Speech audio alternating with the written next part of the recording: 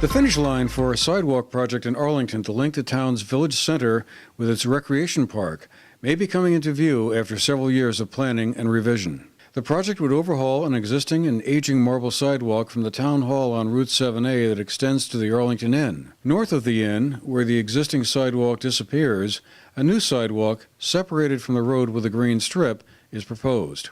A crosswalk across Route 7A is part of the plan to allow for safe walking to and from the rec park, which sits a short distance to the north of the town center on the western side of the road. A new pathway from the crosswalk to the rec park would be built to allow pedestrians safer access to the park, linking up with an existing trail on the south side of the park. Christina Haskins, a professional engineer and vice president with the Dufresne Group of Engineering Consultants, described the project.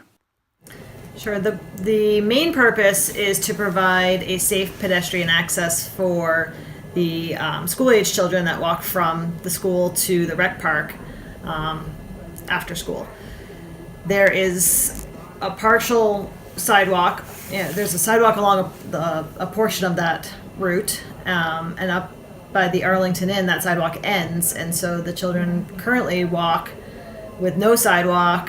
They cross wherever they want. There is no defined crossing across 7A there, and they also have to cross across the ChemClean parking lot, which is a very wide curb cut with no controlled access point there either.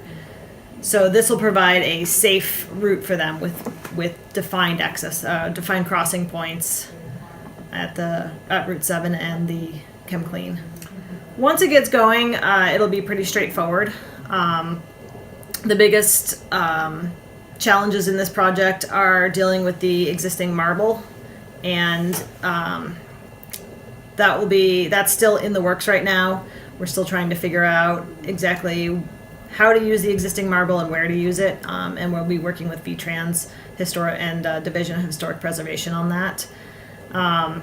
And then as for design challenges, the Route 7A crossing, making sure we have sufficient sight distance for that. And we're working with the VTrans District 1 on that. And the ChemClean parking lot is probably the